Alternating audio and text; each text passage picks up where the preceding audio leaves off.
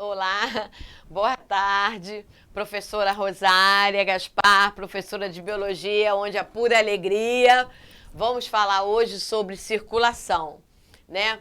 É, vamos falar, vamos compreender como isso é aplicado. Bom, lá vamos nós. Competência 4, habilidade 14. O que fala a habilidade 14? Funções vitais.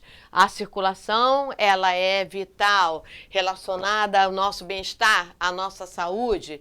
O que a circulação faz? Transporta? Transporta o quê?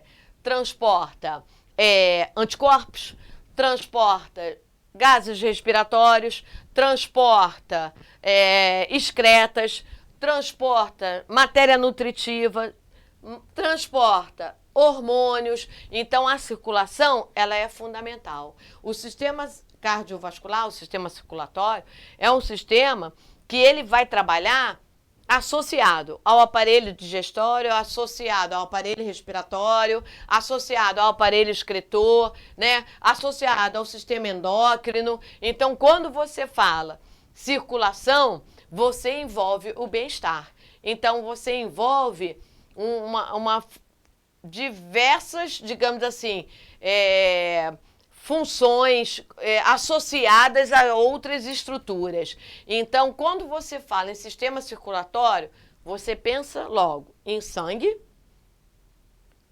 e no coração. Então, o sangue é o fluido, né? Nós falamos, é o fluido que faz esse transporte, que trabalha com esse transporte. E o coração é a estrutura que empurra, que bombeia, né? Que estimula essa circulação. Então, quando nós falamos sobre circulação, obviamente, nós pensamos, né, nos componentes, obviamente, o sangue. O nosso sangue, ele é pigmentado, é um sangue que é de coloração vermelha, porque temos a hemoglobina, que é um pigmento avermelhado produzido a partir do ferro, né? Tem uma combinação com ferro. Então, no nosso sangue tem uma parte líquida, que é o plasma, e uma parte de elementos figurados, que está relacionada às plaquetas, que são os trombos, os trombócitos, né? Que está relacionada aos glóbulos vermelhos, que são os eritrócitos, e que está a questão dos anticorpos, né? Que nós chamamos de glóbulos brancos, leucócitos. E aí, as plaquetas estão relacionadas, digamos, à coagulação sanguínea, as hemácias, que são os glóbulos vermelhos, ao transporte do gás oxigênio, né? O gás respiratório. E, Rosária, como é que uma hemácia consegue transportar o gás oxigênio? Através de uma reação química.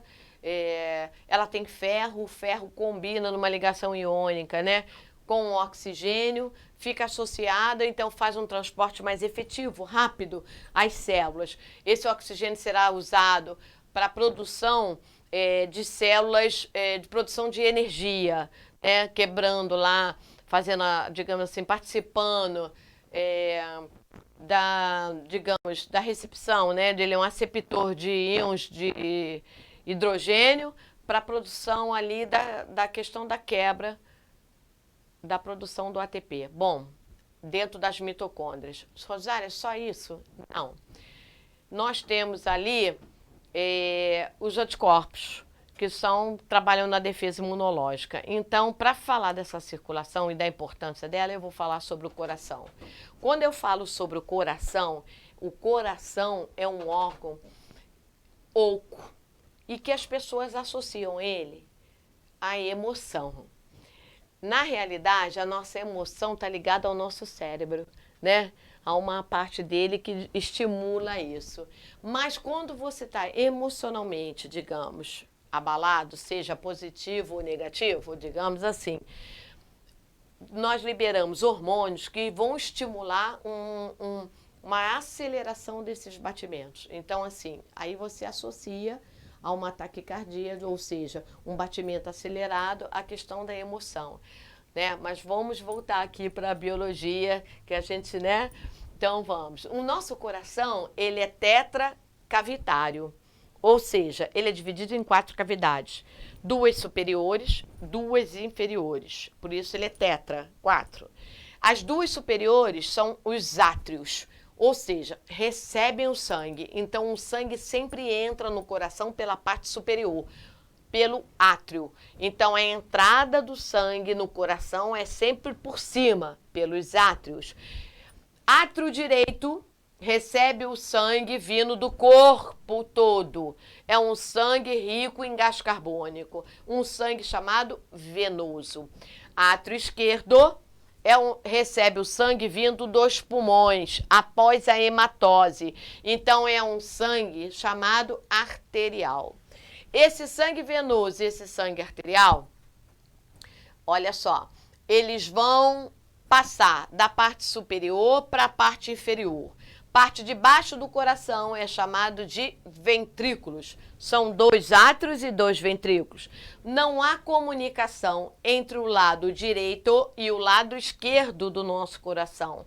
Porque a nossa circulação ela é dupla, porque dá 2 voltas, né?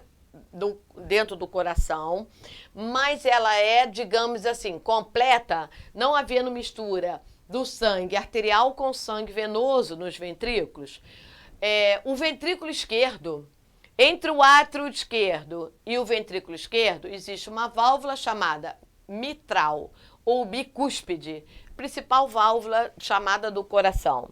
Entre o átrio direito e o ventrículo direito, existe uma válvula chamada tricúspide, tá?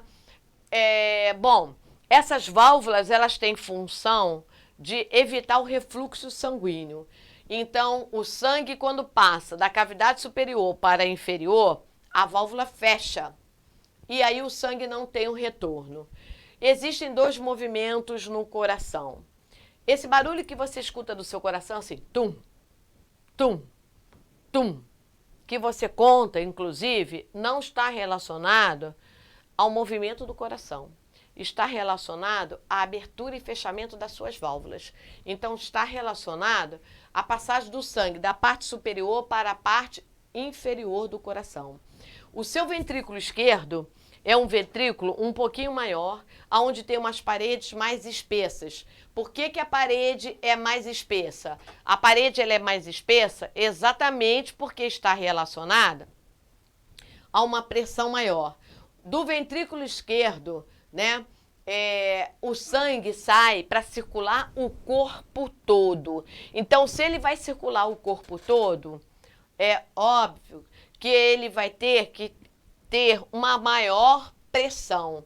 Então, se ele tivesse uma parede muito fina, a pressão seria tão grande que poderia causar danos. Então, se vier numa prova, numa questão, né, de concurso, numa prova mais à frente, que você tenha que fazer qual parte do coração tem uma parede mais espessa e até discursiva que você tenha que justificar, é o ventrículo esquerdo. Por quê? Porque ele vai ter que ter uma força para empurrar o sangue, para circular por todo o corpo. Então, a pressão dentro dele é muito maior. A pressão dentro do coração é sempre muito grande. Muito grande. Porque ele é responsável por bombear o sangue. Então, ele bombeia o sangue.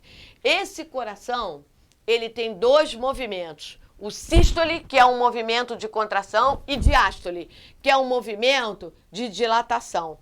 Quando ele está em sístole, obviamente, ele contrai. Então, o sangue que está ali, ele sai para circular. Ele sai de um espaço para outro.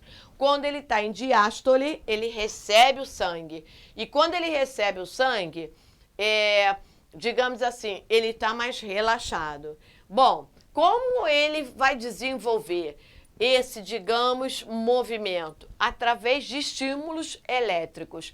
Esses estímulos elétricos estão relacionados a um nó, sino, né, que nós chamamos nó sinoatrial, digamos assim, que fica localizado no ventrículo, no átrio direito. Esse átrio aqui na parte superior direita, a gente chama assim, puro marcapasso. Nós temos um marcapasso natural dentro do coração. As pessoas que estão com problemas, digamos assim, com o funcionamento do compasso, do funcionamento do coração, usam um marca-passo biotecnológico, ou seja, criado pelo homem num laboratório. Então, assim, o marca-passo, ele vai marcar o compasso, ou seja, os movimentos do coração. Então, ele estimula o coração a sístole e diástole através de impulsos elétricos. O marca-passo, ele pode ser igual, digamos, em todos, mas ele vai funcionar de maneira especial para todo mundo. Então, essa fisiologia faz o compasso do coração ser diferente nas pessoas. Então, assim, o nosso coração, ele funciona com uma descarga chamada descarga elétrica. Bom, e aí essa descarga elétrica faz com que o sangue vá circular. Então, num tempo de ida e um tempo de retorno. Digamos assim, o sangue não sai do coração, não vai para nenhuma estrutura do corpo se não tiver autorização do coração. Então, por exemplo, quando você toma um remédio para dor na cabeça, né? Você está, vou tomar um remédio para a cabeça, para o fígado, seja para onde você quiser tomar, vamos supor, vou tomar para o fígado, está passando mal, você quer tomar um remédio. Que você ingere, esse remédio desce, é absorvido e cai na corrente sanguínea. Quando ele cai na corrente sanguínea, antes de ir ao seu fígado, ele sobe, entra no seu coração pelo lado direito, sai, passa nos seus pulmões, volta pelo lado esquerdo, olha só, volta pelo lado esquerdo, parte superior esquerda, parte inferior esquerda, até chegar no seu fígado. Então, a circulação, embora a gente fale, seja rápida, né? Porque você escuta os anúncios aonde os laboratórios ampliaram a questão da efetividade dos remédios, né? Assim, dizendo, mas ele tem um tempo. E o tempo vai fazer essa diferença. Por exemplo, quando uma pessoa inala um remédio, a pessoa tá assim, vamos botar um inalador, um processo alérgico, alguma coisa assim. Quando ela inala um remédio, ele cai mais rápido, ele chega mais rápido aonde ele deverá chegar. Por que ele chega mais rápido? Porque quando você inala, vai para os pulmões. Dos pulmões, ele cai no sangue, e aí no sangue ele já entra no lado esquerdo, e do lado esquerdo ele circula pelo corpo. Então, é um trabalho mais rápido. Nós temos, digamos assim, duas pressões, né? Digamos assim, a pressão que você fala, a pressão sistólica, que é a pressão vulgarmente chamada de alta, e a pressão diastólica, que é a pressão do retorno. Essa pressão que tem uma taxa mais alta, que tem, né, que você fala assim, tá pressão alta, não que ela esteja alta, mas que ela tem uma numeração mais alta. Essa pressão alta, que é a pressão sistólica, ela está relacionada à força que o seu ventrículo esquerdo faz para empurrar o seu sangue, para que ele circule no seu corpo todo. Então, vamos falar assim, se você tiver com o sangue com uma alta taxa de açúcar, né, com diabetes, se você tiver com ateromas ou outras, com baixo teor de água, desidratado, o seu sangue, ele vai ter, vamos supor, ele vai ficar mais grosso, digamos assim. Então, o seu coração faz uma força maior para empurrar o seu sangue. Se ele faz uma força maior para empurrar o seu sangue, obviamente, ele vai ter um aumento dessa pressão arterial, que é a pressão chamada sistólica, que é a pressão alta. Rosária, o que é a pressão diastólica? É o tempo de retorno. Então, é o tempo que o sangue tem para chegar onde, passar por todas as estruturas e voltar para o coração. Porque o sangue, se sai do coração, ele volta para o coração. E ele é levado a todas as partes do corpo. Então, como eu falei para vocês no início, nós temos uma circulação fechada. Os vasos sanguíneos que saem do coração né, que estão conectados aos dois ventrículos, aos dois, tanto o ventrículo direito quanto o ventrículo esquerdo, são as artérias. As artérias são estruturas pulsantes, né? São vasos pulsantes que possuem uma parede bem espessa. Por que bem espessa? Imagina você, o ventrículo esquerdo, com a pressão dele é assim, extremamente violenta, ter que empurrar o sangue do dedo do pé até a ponta da cabeça, digamos, em todo o corpo, por isso é chamado de grande circulação, porque faz um movimento geral, né, bem grande de todo o corpo. A pressão vai ter que ser muito, muito, muito forte. Se esse vaso não tivesse uma parede espessa, a tendência era ele romper, você ter um acidente vascular. Então, as artérias são vasos extremamente com potencial espesso, eles têm, digamos assim, pulsação, então o sangue ele é empurrado numa artéria o tempo todo. Bom, essas artérias, elas não se comunicam com os capilares de forma direta. Rosária, o que são os capilares? São vasos finíssimos, finíssimos. Esses vasos finíssimos, eles são vasos que vão irrigar as células. Então, quando ele estiver perguntando sobre vasos que banham as células, vasos que entram numa célula, que irrigam, né, que levam, que transportam nas células, eu penso capilares, que são os vasos mais finos que tem.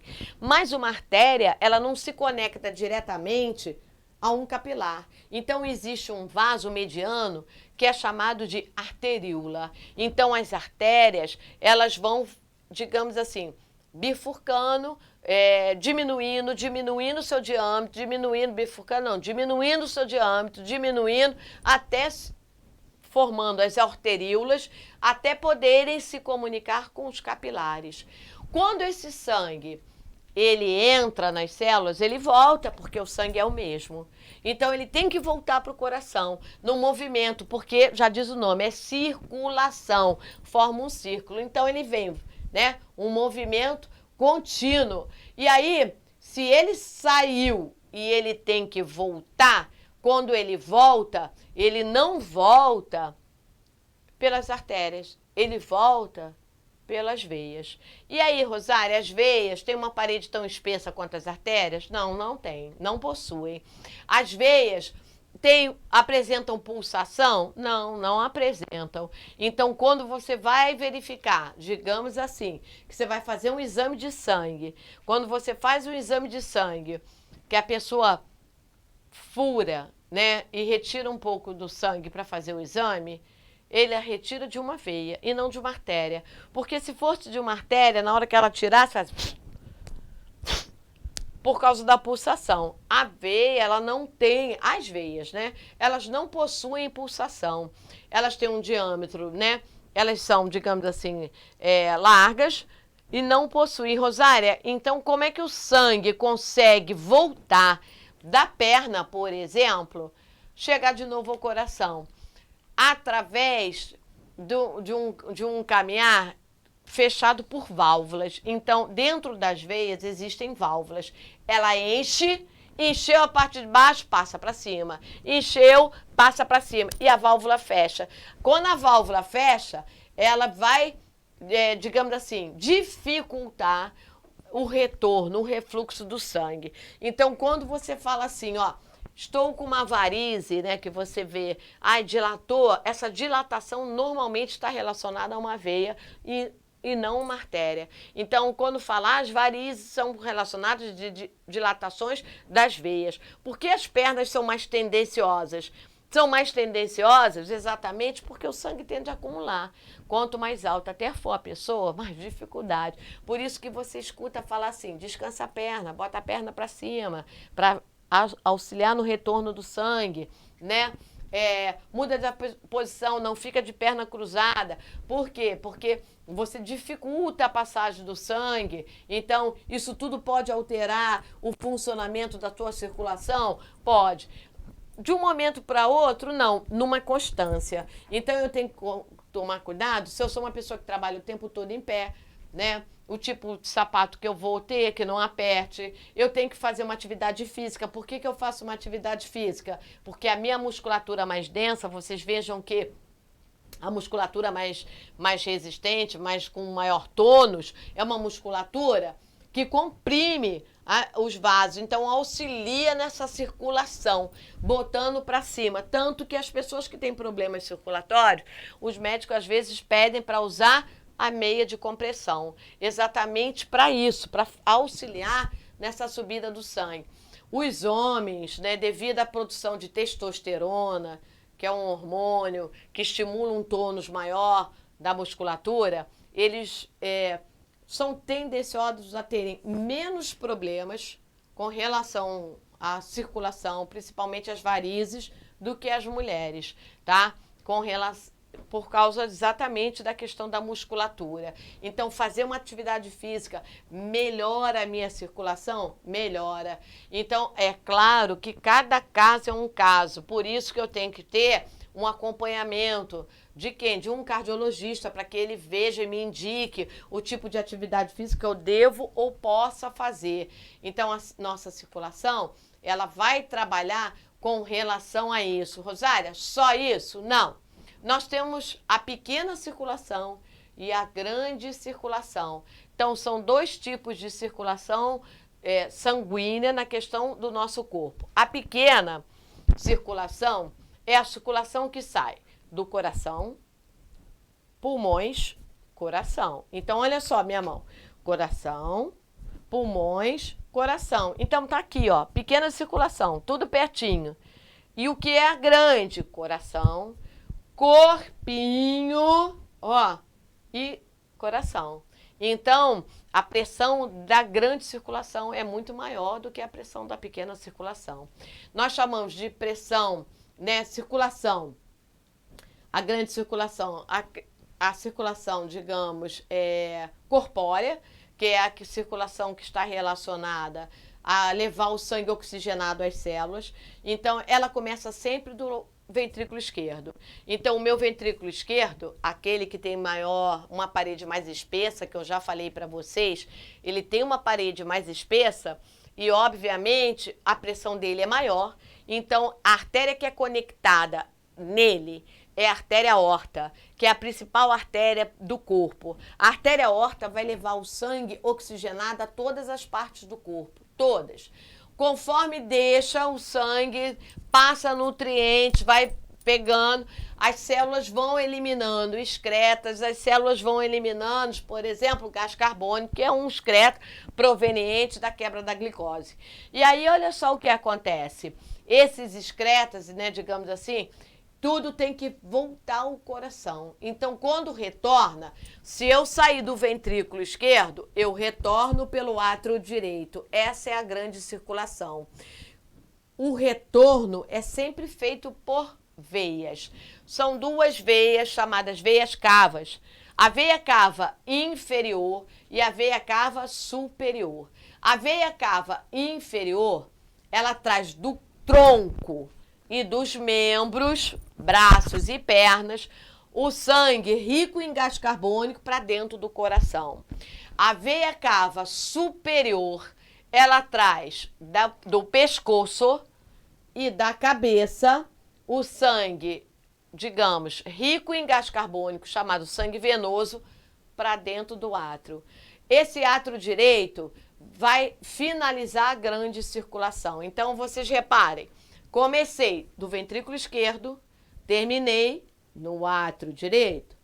Do ventrículo esquerdo eu tenho uma artéria chamada artéria aorta, voltando pela veia, veias cavas, e aí eu tenho átrio direito. Finalizou a pequena circulação, só que não há uma interrupção, inicia-se aí a pequena circulação. Finalizou a grande e inicia a pequena. A pequena, o átrio direito passa através da válvula tricúspide para o ventrículo direito, né?